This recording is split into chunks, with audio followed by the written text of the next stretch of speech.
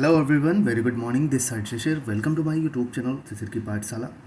तो इस वीडियो में जैसा कि आप सभी को पता है, हम लोगों ने DSSB PRT का टीजीटी या पीजीटी जिसमें भी टीचिंग मेथोलॉजी आता है उसका पार्ट बी वाला सेक्शन बहुत अच्छे से एक सीरीज स्टार्ट की है मैंने, और जिसमें लगभग 20 क्वेश्चंस डेली मैं कराता हूँ PYQ के।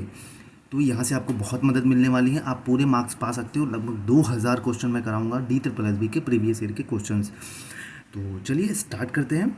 और इसकी प्लेलिस्ट मैंने बना दी है, लगभग 5 वीडियो ऑलरेडी आ चुके हैं। तो मतलब 100 क्वेश्चंस मैंने ऑलरेडी करा दिया है, तो आप उसको जाके देख सकते हो। DSSB PRT TGT PGT teaching methodology के नाम से।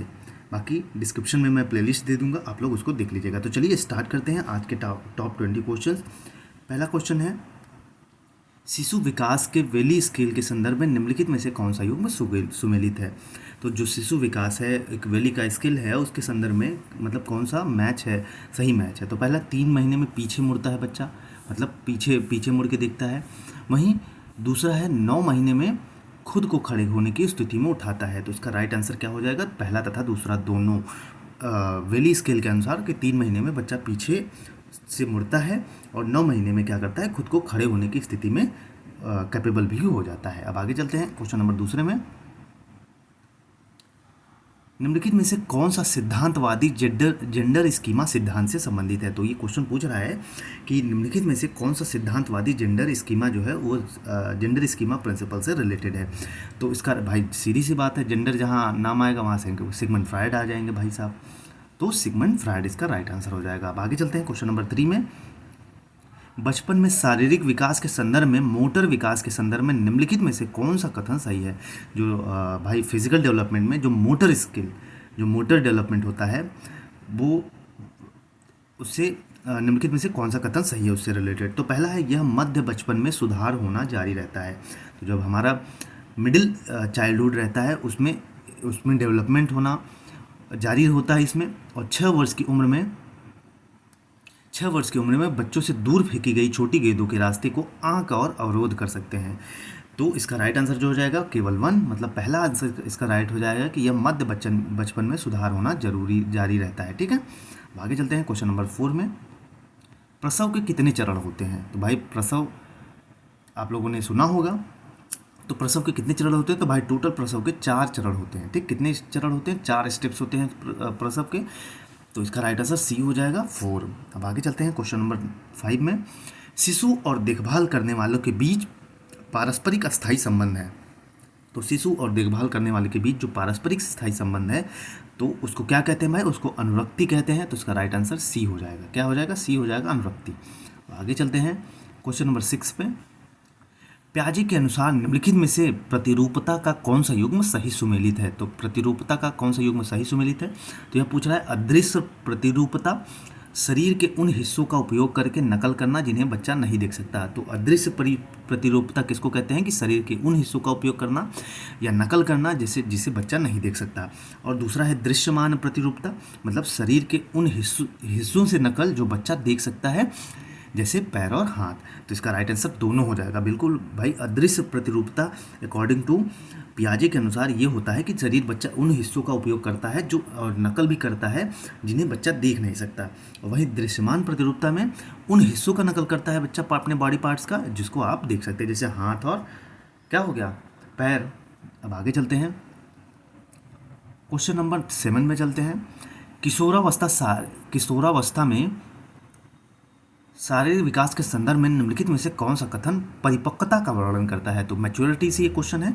तो पहला है, इस प्रक्रिया में आमतौर पर दोनों लिंगों के लिए लगभग 4 वर्ष लगते हैं। तो इस प्रोसेस में पूरा जो दोनों लिंग जेंडर मेल फीमेल जो हैं दोनों के लिए लगभग 4 वर्ष लगते हैं। वहीं यौवन के दौरान लड़कों और लड़कियों दोनों में होने वाले शारीरिक परिवर्तनों में किशोरावस्था में समृद्धि की तीव्रता शामिल है। तो इसका राइट क्या हो जाएगा, दोनों हो जाएगा बिल्कुल भाई। क्यों दोनों हो जाएगा, क्योंकि इस प्रक्रिया में जो परिपक्वता है इसमें लगभग 4 साल लगते हैं दोनों जेंडर को ग्रोथ होने में। वहीं यौवन के दौरान लड़कों और लड़कियों दोनों में होने वाले शारीरिक परिवर्तनों में किशोरावस्था में समृद्धि की तीव्रता शामिल होती है। आगे चलते हैं क्वेश्चन नंबर 8 पे अपने। क्वेश्चन नंबर 8 है, निम्नलिखित में से कौन सा बच्चों के लिए मित्रता का लाभ है। तो देखिए यहाँ फ्रेंड से क्वेश्चन आ गया है, फ्रेंडशिप से। तो बच्चे दोस्त के साथ स्कूल में का ज़्यादा आनंद लेते हैं। दोस्ती मदद और आत्म सत्यापन का एक स्रोत है। तो बिल्कुल भाई, बच्चा देखेंगे आप स्कूल में अपने फ्रेंड्स के साथ, अपने कलीज के साथ बहुत ज़्यादा इन्जॉय करता है। वहीं दूसरा है दोस्ती मदद, बिल्कुल हेल्पफुल नेचर की फ्रेंडशिप होती है, और उसमें आत्म सत्यापन मतलब सेल्फ रियलाइजेशन का भी एक बहुत अच्छी चीज़ है ये, ठीक है, एक सोर्स है। अब आगे चलते हैं। क्वेश्चन नंबर 9, किस प्रक्रिया द्वारा शिशु और देखभालकर्ता एक दूसरे को भावनात्मक अवस्थाओं का संचार करते हैं और उचित प्रतिक्रिया देते हैं। तो इसका राइट आंसर जो हो जाएगा बी हो जाएगा भाई, अपसारी विनियमन। अपसारी विनियमन क्या होता है कि इस प्रक्रिया में शिशु और देखभालकर्ता जो होते हैं एक दूसरे को इमोशनल स्टेज में कम्युनिकेट करते हैं, ठीक, और उसका एक प्रॉपर रिएक्शन देते हैं। अब आगे चलते हैं। क्वेश्चन नंबर 10 में, प्रारंभिक बाल्यावस्था में संज्ञानात्मक विकास के संदर्भ में थ्योरी ऑफ माइंड विकास क्या है। तो जो प्रारंभिक बाल्यावस्था है उसमें जो कॉग्निटिव डेवलपमेंट होता है उससे रिलेटेड थ्योरी ऑफ माइंड क्या है, या थ्योरी ऑफ माइंड डेवलपमेंट क्या है। तो पहला है यह मस्तिष्क की परिपक्वता और संज्ञान में सुधार को दर्शाता है। दूसरा है वंशानुगत और पर्यावरण प्रभाव विकास में एक बड़ी भूमिका निभाते हैं। तो इसका राइट आंसर दोनों हो जाएगा भाई, बिल्कुल, कि जो थ्योरी ऑफ माइंड क्या कहता है कि यह मस्तिष्क की मैच्योरिटी और जो कॉग्निटिव चीज़ें होती हैं उसमें अमेंड करता है, मतलब उसमें सुधार को दर्शाता है। वहीं वंशानुगत और पर्यावरणीय प्रभाव विकास में एक बड़ी भूमिका निभाते हैं। बिल्कुल भाई, हेरिडिटी एंड एनवायरनमेंट का दोनों हमारे विकास पर बहुत बड़ी भूमिका होती है, प्रभाव करते हैं। अब आगे चलते हैं। क्वेश्चन नंबर 11 में, स्वयं का वर्णन करने के लिए उपयोग की जाने वाली विशेषताओं का एक समूह है। तो जब स्वयं का वर्णन करने के लिए भाई उस जो एक ग्रुप है या कैरेक्टरिस्टिक्स उसका क्या है, तो इसका राइट आंसर जो होगा नोट फॉर दिस क्वेश्चन मतलब सीधी सी बात है, मतलब ये क्वेश्चन का राइट आंसर नहीं था इसमें, तो ये इग्नोर कर दिया गया था सबके लिए, ठीक है। तो एक क्वेश्चन नंबर 11 हम लोग ड्रॉप करते हैं।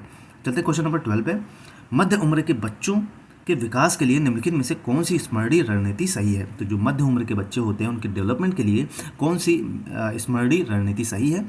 तो पहला है, इसमें पहला जो दिया है कि 5 और 6 वर्ष के बच्चे होते हैं वो बाहरी मेमोरी एड्स कर सकते हैं। बिल्कुल, जो बाहर की चीज़ें होती हैं उसको ऐड कर सकते हैं 5 से 6 साल के बच्चे।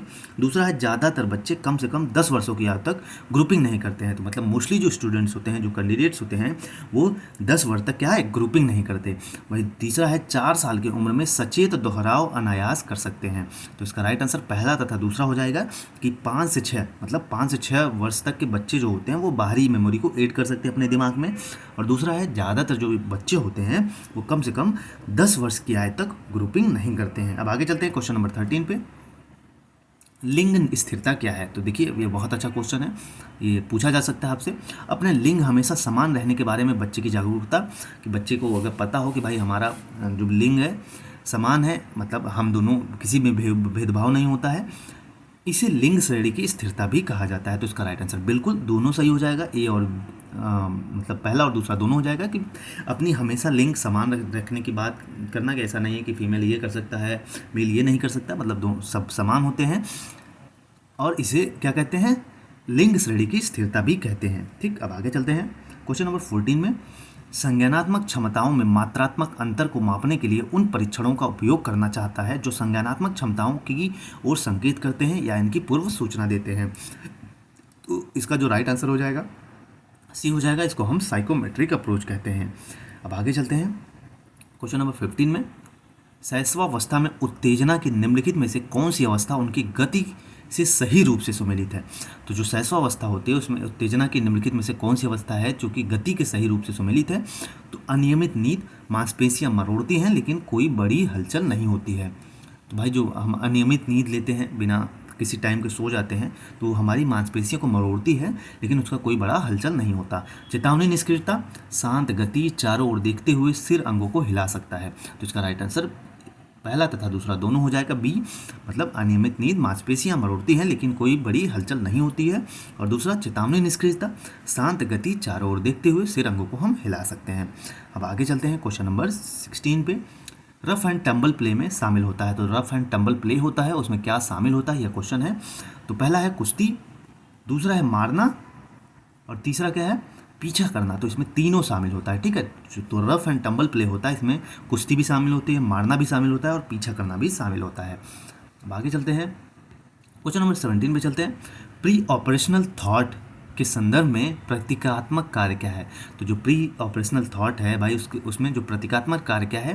तो पहला है प्रतीकों या मानसिक अभ्यावेदन का उपयोग करने की क्षमता, और दूसरा है प्रत्येक बच्चे को शारीरिक रूप से उपस्थित हुए बिना उन्हें याद रखने और उनके बारे में सोचने में मदद करते हैं। तो इसका जो राइट आंसर हो जाएगा वो दोनों हो जाएगा भाई, ए तथा मतलब पहला दूसरा दोनों, कि जो ऑपरेशनल थॉट है उसमें प्रतीकात्मक कार्य का मतलब है कि प्रतीकों जो चिन्ह होते हैं या मानसिक अभ्यावेदन का उपयोग करने की क्षमता डेवलप हो जाती है। वहीं प्रतीक बच्चों को शारीरिक रूप से उपस्थित हुए बिना उन्हें याद रखने और उनके बारे में सोचने में मदद करता है। आगे चलते हैं, क्वेश्चन नंबर 18 में निम्नलिखित में से कौन सा कथन शारीरिक वृद्धि और परिवर्तन का वर्णन करता है? तो इसमें से पूछ रहा है कि कौन सा कथन है जो शारीरिक वृद्धि और परिवर्तन का वर्णन करता है। तो पहला है, एक मिनट मैं पेन डिसाइड कर लेता हूँ। 1 वर्ष की आयु में बच्चे अपनी बचकानी गोलाई खोना शुरू कर देते हैं और बचपन के पतले एथलेटिक रूप को अपना लेते हैं। दूसरा है, 3 वर्ष की आयु में बच्चों के पेट की मांसपेशियां विकसित होती हैं, बच्चे के पेट की मांसपेशियों को कसती हैं। तो इसका राइट आंसर केवल 2 हो जाएगा, मतलब डी केवल 2।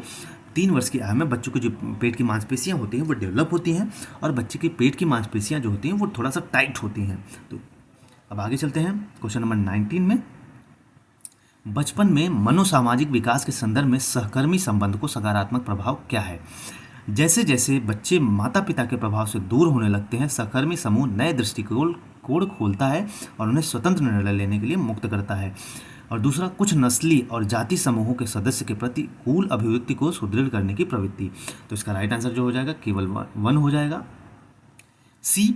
मतलब जैसे जैसे बच्चे माता पिता के प्रभाव से दूर होने लगते हैं तो अपने सहकर्मी समूह नए, मतलब उनके जो पीयर ग्रुप्स होते हैं उनके लिए एक नए दृष्टिकोण खोलते हैं और उन्हें स्वतंत्र निर्णय लेने के लिए मुक्त करता है जब अपने बच्चे माता पिता से थोड़ा सा दूर होते हैं। अब आज का हमारा लास्ट क्वेश्चन है, जन्म आघात क्या होता है? ये बहुत अच्छा क्वेश्चन है, पूछा जा सकता है जन्म आघात क्या होता है। तो इसका राइट आंसर जो हो जाएगा सी, मतलब भाई जन्म के समय अगर किसी चीज़ से आपको चोट लग गई है या चोट है कोई चीज़ तो उसको हम जन्म आघात बोलते हैं। तो आज हम लोगों ने कंप्लीट कर लिया टॉप 20 क्वेश्चंस जो कि प्रीवियस ईयर के हैं, और ऐसे ही हम डेली क्वेश्चन करेंगे। आप लोग वीडियो को देखिए, अच्छा लगेगा जरूर। यहाँ से क्वेश्चन मोस्टली रिपीट होंगे। जो पार्ट बी का सेक्शन है आपको बहुत अच्छे से प्रिपरेशन करा दूंगा, और पार्ट बी जैसे ही कंप्लीट होगा उसके बाद मैं पार्ट ए वाले सेक्शन पे चलूँगा। तो बने रहिए इस चैनल पे। अगर नए हैं तो चैनल को लाइक शेयर सब्सक्राइब जरूर करिएगा, और कंटेंट अच्छा लगे तो प्लीज़ शेयर कमेंट जरूर करिएगा, अपना फीडबैक जरूर दीजिएगा ताकि मुझे भी मोटिवेशन मिले और चीज़ें और अच्छे से ला सकूं। बाकी ऑल द बेस्ट, पढ़ते रहिए। मिलेंगे अगले वीडियो में, तब तक के लिए जय हिंद जय भारत। इसकी प्लेलिस्ट मैंने बना दी है और इसकी PDF के लिए आप हमारे टेलीग्राम चैनल से जुड़ सकते हो, शिशिर की पाठशाला नाम से। बाकी डिस्क्रिप्शन में लिंक दे दूँगा।